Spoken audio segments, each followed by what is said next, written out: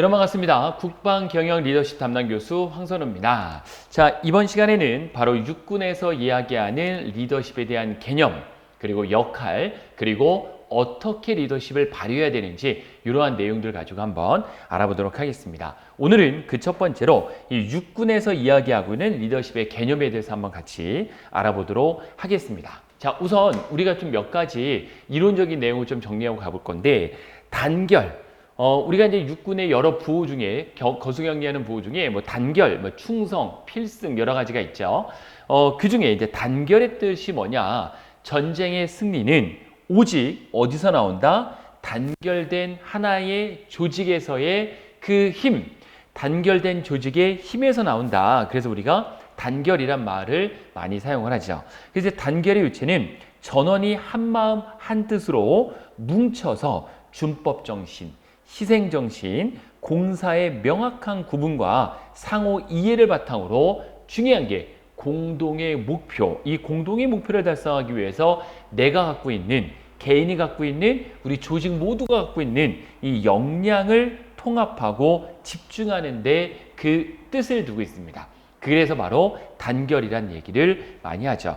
따라서 모든 부대는 군기가 상징하는 부대의 전통과 명예를 위해서 바로 지휘관을 중심으로 굳게 뭐 해야 된다? 단결해야 된다. 리더를 통해서 그 리더의 방향과 리더원들이 있을 거고, 리더원들의 방향이 하나로 혼연일체가 될 때 시너지 효과가 나오는 것처럼 하나로 통합하고 뭉쳐서 공동의 목표를 이루고자 노력하는 게 바로 단결이다라는 거죠. 충성이라는 말을 가장 많이 쓰실 텐데, 충성. 우리가 보통 리더십을 배우기 때문에 진성 리더십이라는 게 있어요. 우리 육군에서도 많이 이야기하고 언급되는 내용인데, 진정성을 바탕으로 한 리더십. 그래서 이 충성은 내 마음속에서 진정으로 우러나오는 정성이다. 그래서 진정 리더십이라고 하는데, 그게 바로 충성이라는 의미를 쓰고 있습니다. 임금이나 아니면 국가, 왕에 대해서 충성이라는 경례를 많이 하고 있죠. 그래서 우리는 육군에서 충성이라는 단어를 상당히 많이 쓰고 있고, 웬만한 거수경리 부호는 충성이라는 단어를 많이 쓰죠. 자, 그럼 육군에서 이야기하는 리더십의 개념은 뭐냐? 바로 우선 우리 군은 국토를 방위하고 국민의 재산과 생명을 보호해야 될 존재 이유가 있습니다. 이를 위해서 육군은 바로 국가방위의 중심군으로서 평시에는 적과 싸워 이길 수 있도록 최상의 전투 준비를 태세로 유지하고, 유사시에 전시에는 전투력을 효율적으로 운영하여서 바로 이 부분이죠. 지상에서 반드시 승리하고자 하는 그 목표를 갖고 있다라는 거죠. 우리 육군은 지상전에서 반드시 승리해야 된다. 적과 싸워 이기는 강한 육군. 이게 바로 우리의 육군의 슬로건이 되겠죠. 육군의 과거, 현재, 그리고 미래의 지향이야 관점에 변함없는 최고의 가치를 두고 있다라고 보시면 되겠습니다. 또한 이 강한 육군이 되기 위해서는 강력한 화력이 있어야 됩니다. 즉, 무기체제가 있어야 된다는 거죠. 더불어 이 무기체제를 가지고만 있다고 되는 게 아니라 이 무기체제를 잘 활용해야 되겠죠. 전투력이 있어야 된다. 그러면 이 무기체제를 제대로 발휘하려면 지속적인 훈련이 있어야 된다는 거죠. 훈련을 통해서 유사시, 전시에 우리가 갖고 있는 무기체계를 가장 효율성 있게 발휘할 수 있는 능력을 길러야 된다는 거죠. 그래서 우리 군은 군사과학기술의 발전에서 무기체제를 더욱 정밀하고 치밀적으로 만들었으며, 발전은 수많은 인원을 수행했던 바로 정보통신기술의 역할을 C4ISR, 많이 들어보셨죠? C4I, 바로 커맨드, 올바른 지휘, 컨트롤, 올바른 통제, 커뮤니케이션, 올바른 의사소통, 그리고 가장 정확성을 띄워내는 컴퓨터를 바탕으로 해서 이 4개의 C와 1개의 지능, 인테그리티드라고 하는 인텔리전스, 바로 이 지능, 요게 바로 C4I가 되겠다라는 거죠.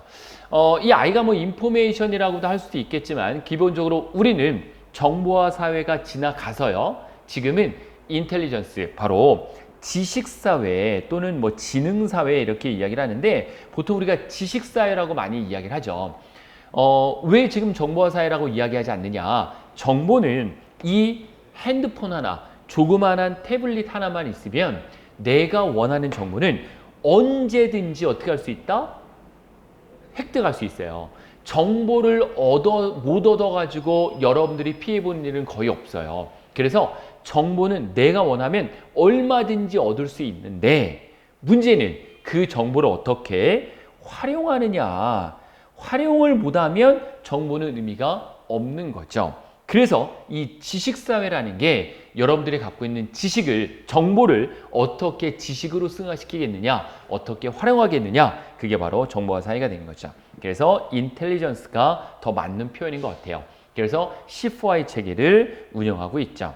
우리 대부분 육군 이식권이가 대부분 다 아실 거라 생각하고, 그러나 이 강력한 무기체제와 C4I SR 체계에도 결국 누가 일하는 거예요? 바로 사람에 의해 운영되기 때문에 전쟁의 승패는 누가 결정한다? 사람에 의해 결정한다. 즉 전투원들에 의해서 결정을 한다. 아무리 좋은 무기체계, 아무리 강인한 훈련이 잘 돼 있다 하더라도 사람이 없으면 안 된다. 이 사람을 움직이게 하는 아주 강력한 힘이 있는데 그게 바로 뭐다? 리더십이다라는 거죠. 즉 리더는 부대원들을 제대로 훈련을 시키고 리더십을 발휘해서 전투에서 싸워 이길 수 있도록 움직이는 역할을 수행해야 된다.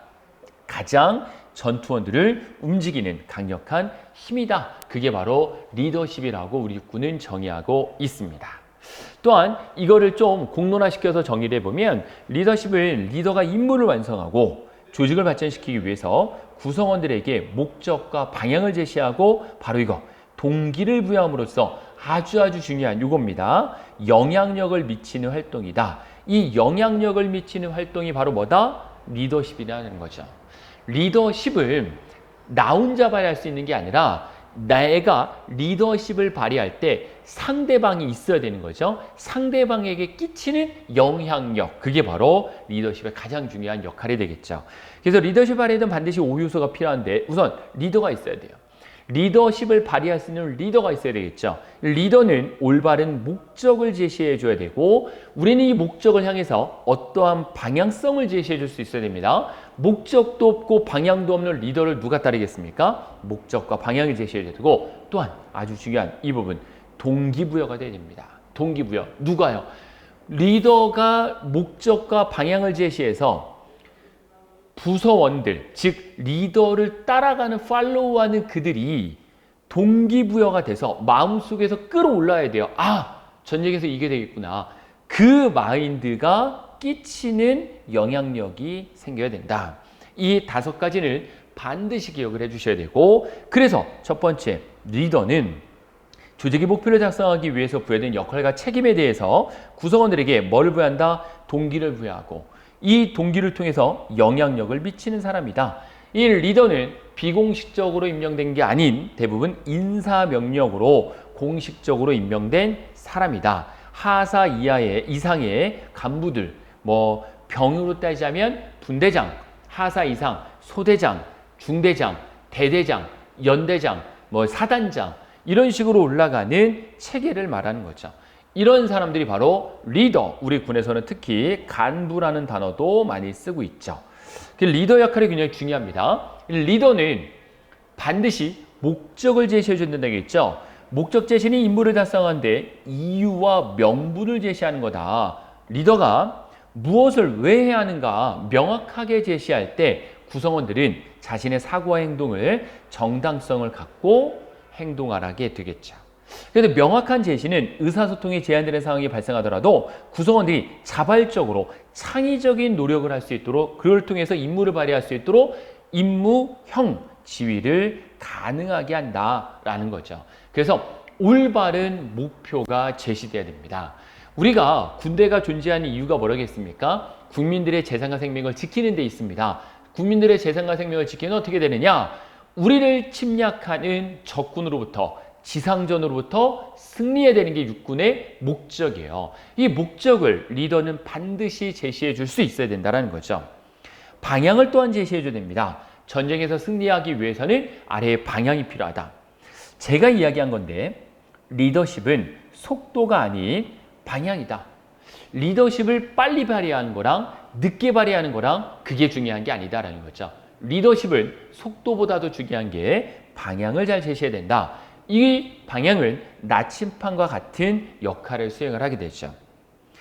리더는 과업의 우선순위와 절차를 결정하고 그에 대한 지침을 제공함으로써 구성원들의 노력으로 한 방향으로 일치시켜야 한다. 명확한 방향 설정과 원칙, 표준을 적용해서 효율적인 임무 수행 방안, 자원의 제공 등이 포함되어 있는 게 바로 방향 제시가 되겠죠. 리더가 목표는 제시했지만 방향이 틀렸다. 그거를 구성원들이 알았다. 그러면 구성원들이 제대로 된 뭐가 안 된다? 네 글자 동기부여가 안 되는 겁니다. 아시겠죠? 그래서 리더는 올바른 목표를 제시했다면 거기에 맞는 방향도 제시하고 거기에 따르는 동기부여가 나올 수 있도록 해야 된다라는 거죠. 그 다음에 이 동기부여, 조금 전에 말씀드린 대로 올바른 방향 제시에서 나올 수 있는 결과물이 바로 이 동기부여입니다. 조직의 목표를 달성하기 위해 구성원들이 임무 수행에 필요한 의욕과 열정을 불러일으킬 수 있도록 하는 활동이다. 여기서 동기란 어떤 것을 하고자 하는 의욕, 누가 품는 거예요? 구성원들이 품는 거죠. 동기가 조직의 성과로 연결되면서 목표를 달성할 수 있도록 역량은 물론 이 자율성이 보장이 돼야 돼요. 여러분, 동기가 끌어올리려면요, 자율성이 뒷받침이 안 되면 안 됩니다. 예전에 여러분 학교 다니실 때 엄마가 또는 아빠가 여러분들에게 이런 얘기 했을 거예요. 공부 좀 해라. 왜 공부 안 하냐? 라고 하고, 공부하라고 하는 것은 명확한 방향을 제시해 줄 수 있는데 공부를 하는 것보다 안 하는 게 더 좋은 방향이니까요. 그런데 여기서 너무 자율성을 얽매여서 이번에 중간고사 85점이야. 너 그럼 잘했는데 조금만 더해. 긴장하지 말고 조금만 노력을 하면 곧 100점 될 수 있어. 100점을 맞기 위해서는 하루에 학원은 몇 시간 다니고 영어 단어 몇 개 외우고 수학 문제 몇 개 풀고 이거를 너무 디테일하게 딱 표준화시켜버리면 하기가 싫어져요. 공부해야 되는 마음은 알아요. 학생들이. 하지만 공부해야 되는 마음은 알겠지만 몸이 안 따르고 정신적으로 안 따르는 거예요. 동기부여가 안 된다는 거예요. 그때의 부모님은 올바른 목표는 있지만 그거에 대한 방향을 제시해 줄 때 이 방향에서 자율성을 보장해 준다는 거죠. 너무 디테일하게 하면 얽매이면 오히려 동기부여가 사그라진다는 거죠. 동기부여가 조직의 목표 달성과 연결되어 일회성이 아니라 이 동기부여는 이 지속성을 유지하는 게 무엇보다 중요합니다. 한 번 하고 끝나는 게 아니라 지속적으로 그걸 해야만 하는 지속성을 유지해야 된다라는 거고, 리더는 효과적인 동기부여를 할 수 있는 방법을 배우고 익히기 위해 부단한 노력을 해야 된다. 이러한 과정을 통해 구성원들에게 동기가 부여되었을 때 조직의 높은 수준에 뭘 달성할 수 있다? 그렇죠. 성과를 달성할 수 있는 거죠. 그게 바로 동기부여입니다. 꼭 좀 기억을 해두시고, 마지막 리더십의 정의 부분 중에 이 영향력이 제가 봤을 때는 가장 중요하다고 볼 수 있습니다. 왜? 동일한 사람이 있다라고 하면 동일한 리더십이 발휘가 됩니다. 하지만 이 사람과 이 사람은 상황도 다르고 사람도 다르고 시간도 다르고 장소도 달라요. 그러면 이 사람과 이 사람에 끼치는 리더십은 분명히 달라요. 그랬을 때 이 사람과 이 사람의 차이에서 오는 리더십 때문에 상대 구성원이 받아들이는 뭐가 다르다? 영향력이 달라질 수 있다는 거죠.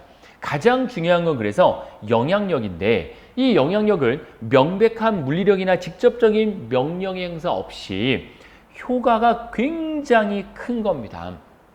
자, 예를 들어서 국방경영 리더십의 본 수업을 제가 수업을 하는 거하고 예를 들어서 초등학생이 수업을 하는 거하고 예를 든 거예요. 또는 장성급이 수업을 하는 거하고 또는 BTS가 수업을 하는 거하고 여러분들이 들었을 때 영향력은 다르다라는 거죠. 여러분들이 마음속에 있는 준거 집단에 속해 있는 그 누군가가, 여러분들이 그냥 마음속으로 가장 좋아하는 연예인을 떠올려 보세요. 그 연예인이 앞에서 여러분들을 위해서 이야기하고 있다. 영향력이 엄청날 겁니다. 영향력은 구성원에 미치는 리더의 힘으로 가장 효과적인 리더십의 수단이 될 수밖에 없는 거죠. 그래서 리더십은 상대방에게 어떠한 영향력을 끼치느냐에 따라서 리더십의 성패가 갈라진다. 리더는 구성원들에게 긍정적이고 목적에 부합하는 영향력을 발휘할 수 있어야 되고 임무 완수를 가능하게 하고 리더는 임무 수행 과정에서 효과적으로 영향력을 발휘함으로써 구성원들의 사고, 행동 등 가치관, 신념의 다른 욕구와 가치를 중요한 거 리더가 원하는 방향으로 이끌어내야 되는 거예요. 리더가 제시한 목표와 방향대로 설정한 대로 이끌어줘야 되고 조직의 목표를 부합함으로써 모델 기술다 변화시킬 수 있어야 된다. 이런 리더의 직책과 개인의 역량을 바탕으로 영향력을 갖게 되며 이러한 기반이 풍부할수록 영향력은 어떻게 된다? 커지게 된다라는 거죠. 그래서 제가 판단할 때는 리더십 중에 가장 중요한 것은 이 영향력을 얼마만큼 끼치느냐, 그게 가장 중요하다고 볼 수 있습니다. 여러분들이 중고등학교 학교 다니실 때 많이 경험을 해봤을 거예요. 저도 이제 중학교 시절을 보낼 때 기억이 나는 게 국어를 제 나름대로는 잘했던 것 같아요. 국어를. 지금은 국어 다 잊어버렸지만 그때는 국어가 좋았어요. 국어가 왜 좋았을까? 과목 자체가 좋다기보다도 국어 선생님이 너무 좋았던 거예요. 그 국어 선생님 아직도 기억나는데 송효빈 선생님이셨는데 뭐 이 영상은 볼 수가 없으시겠죠. 그 송효빈 선생님께서는 수업하는 스타일이 늘 학생들에게 질문하는 스타일이었어요. 늘 질문해요. 그러면 이게 이제 세 개의 분단이 있었던 걸로 전 기억이 나는데 세 개의 분단 중에 제가 가운데 분단에 제일 앞에 앉았어요. 이 교탁이 있으면 바로 앞에 앉았어요. 3명이 짝꿍이었어요. 저희 때는 2명이 짝꿍이 아니라 3명이 짝꿍이었는데 그 3명의 짝꿍 중에 저 말고 황씨가 한 명 더 있었어요. 저도 황씨지만 황씨가 한 명 더 있었어요. 그 황씨인 친구와 저와 송효빈 선생님이 수업을 할 때 하나씩 질문할 때 그거를 먼저 대답을 하는 거에 경쟁이 붙어가지고 먼저 대답을 했을 때 송효빈 선생님이 칭찬을 해주는 거. 그게 어렸을 때는 상당히 기분도 좋았겠지만 뭔가 동기부여가 엄청나게 끌어오르는 거였어요. 그러다 보니까 자연스럽게 국어를 좋아하게 되는 거예요. 그게 바로 영향력입니다. 영향력. 그래서 이 영향력을 리더십에서 아주 중요하다 이렇게 보시면 되고, 그 다음에 지휘가 뭐고 리더십이 뭐냐. 보통 우리가 이제 지휘와 리더십을 헷갈려 하실 수 있는데 어떠한 차이가 있는지 볼게요. 과거는 오직 군대는 지휘체계였어요. 위에서 하라면 해! 라는 식으로 이 라인 조직을 보였단 말이죠. 그래서 기본적으로 명령하달 체계도 위에서부터 아래로 정확한 제시대로 정확하게 수행만 하면 되는 거였어요. 자율성 보장 안 되죠. 하라면 해! 라는 식이었단 말이죠. 하지만 리더십은 그렇지 않죠. 자율성을 보장하면서 아랫사람들이 동기부여를 끌어올릴 수 있는 이런 마인드로 바뀌어가고 있는 거죠. 그래서 지휘는 지휘관에 부여된 임무를 수행하기 위해 바로 계급 또는 이 직책을 통해서 예하 부대에 합법적으로 권한을 행사하는 것이다. 이 지휘는 불법이 아니죠. 당연히 공식적인 힘, 권한, 이 공식적인 권한을 기준으로 합법적이고 합리적인 권한의 행사, 적시적인 결심, 권한에 따른 뭐가 있다? 책임이 있는 거죠. 그리고 리더십을 발휘를 통해 구현할 수 있다. 지휘는 4가지가 반드시 구성되어야 되는데 권한에 따른 뭐가 있어야 된다? 책임, 그리고 결심이 반드시 들어가야 됩니다. 이렇게 지시해야 되겠다, 지휘해야 되겠다라는 결심, 그리고 리더십도 일부 포함합니다. 그래서 권한, 결심, 책임, 리더십 4가지 요소로 지휘는 구성이 된다. 지휘자는 결심과 리더십을 통해 부여된 권한을 행사하며 권한의 행사는 뭐를 수반한다? 책임을 수반한다. 꼭 기억을 해두시고, 지휘는 부여된 권한으로 결심하고 행사하는 것이다. 결심하고 시행하는 것이다. 여기엔 뭐가 따른다? 책임이 따르고 이 모든 과정에서 지휘관의 리더십이 부하직원에게 영향을 미치게 된다는 거죠. 자, 그래서 이 리더십을 리더가 발휘하는 건데 반대로 지휘는 지휘관이나 지휘권을 위임받은 자가 발휘하는 거고, 리더십은 임무 수행 관련된 모든 구성원에게 리더십을 발휘하는 건데 지휘는 지휘 개선의 부하. 라인식이면 이 사람은 이 사람에게, 이 사람은 이 사람에게 봐야 하는 거죠. 그리고 중요한 게 이 리더십은요, 상대방에게 영향력을 발휘합니다. 영향력. 하지만 지위를 갖고 있는 지휘권자, 이 지휘권을 발휘하는 거죠. 이 사람이 갖고 있는 지위는 자신에게 부여된 권한만 지휘권 행사할 수 있어요. 하지만 리더십에 대한 영향력은 무궁무진합니다. 그래서 리더십은 전방향으로 흘러갈 수 있지만 지위는 하향식, 위에서부터 아래로 내려오는 하향식 방향으로 흘러갈 수밖에 없다라는 거죠. 그래서 임무형 지휘는 육군의 지휘 철학으로서 예하부대에게 의사결정 분할의 위임과 분권화의 시행을 강화하고 변화하는 상황을 주도하게 하는 이 지휘 통제의 접근법으로 시행이 된다. 부여된 과업을 효과적으로 달성하기 위해 이 지휘권, 참모, 예하부대 모두에게 영향을 갖추고 상호 신뢰와 공유된 이해를 형성할 것을 지속적으로 강조합니다.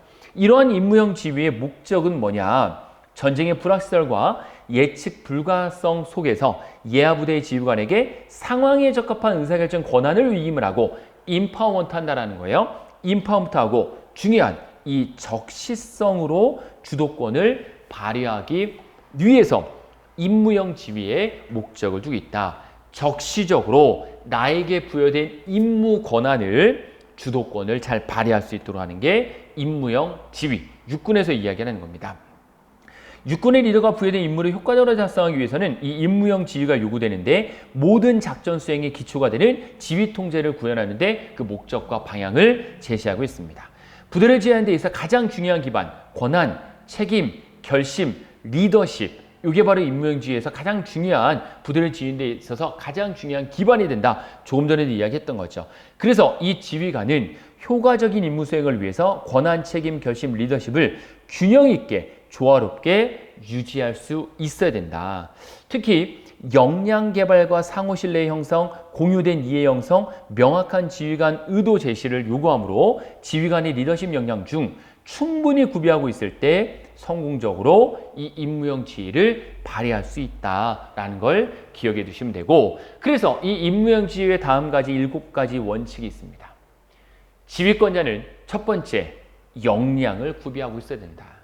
역량이 없는 지휘자, 그럼 아랫사람들이 우습게 생각할 수도 있겠죠. 그만한 역량이 있어야 된다. 상호 신뢰할 수 있어야 된다.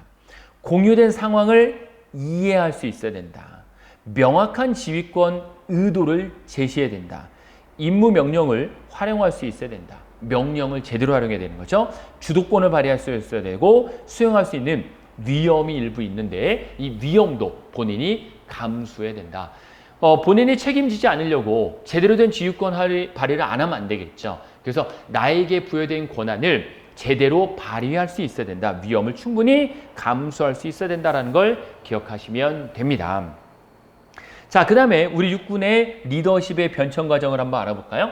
최초 우리 육군이 창군 이래에는 엄청나게 일제의 강점기 이후이기 때문에 아랫사람을 제대로 발휘하고 소위 말해서 그때는 영향력 이런 것도 아니죠. 그냥 시키는 대로 하는 거였어요. 구타, 기합, 아주 강압적으로 비민주적인 군대 문화가 형성이 됐어요. 사실 이 부분은 최근까지 일부 이어져 오고 있는 것도 있는 것 같아요. 하지만 많이 발전을 했지만 창군 이래에 리더십이 제대로 발휘되지 못했기 때문에 구타와 기합이 엄청나게 망연했습니다.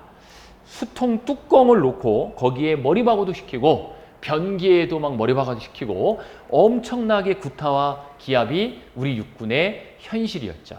제가 육군훈련소 가서도 일부 그런 경우가 많이 있었어요. 왜? 군인은 정신을 바짝 들게 해야 된다. 군인이 정신 못 차리면 안 된다. 그래서 엄청나게 정신을 바짝 들이기 위해서 바로 이와 같은 방법을 많이 썼는데 사실 올바른 방법이라 하기에는 어려운 방법이죠. 그러다가 1960년대에 미군의 영향, 원조를 많이 받기 시작을 하면서 이 미군의 리더십 교리를 도입하게 됩니다. 이 리더십 교본의 첫 번째 통솔의 개념이 발전이 된 거죠. 통솔, 지휘, 통솔한다라는 얘기를 많이 하잖아요. 근데 지휘하지 않고 그냥 통솔만 한다. 아랫사람은 내 미치기 때문에 통솔만 한다. 무리를 그냥 거느려 다스리기만 한다는 개념이 통솔이에요. 그러다가 90년대에 지휘의 개념이 추가돼서 지휘권이 여기서 시작이 된 겁니다. 목적을 효과적으로 이루기 위해서 단체 행동을 통솔한다. 상하관계를 중심으로 이 지휘 통솔의 개념이 발전이 됐다. 윗사람은 지시하고 아랫사람은 그 명령을 충실히 수행할 수 있는 그 분위기가 만들어진 거죠. 그러다가 2000년대에 들어서면서 이제 지휘 통솔 개념에 한 단계 업그레이드가 돼서 동료, 상관의 임무 수행에 관련해서 모든 구성원들에게 영향력을 미치는 바로 이 리더십 개념이 등장하게 된 거죠. 그래서 리더십 개념은 군인도 인간이다. 인권을 존중해 주자라고 해서 인간 중심의 리더십이 상당히 중심이 돼서 2005년에 육군에서 바로 리더십 센터가 처음으로 창설이 됐습니다.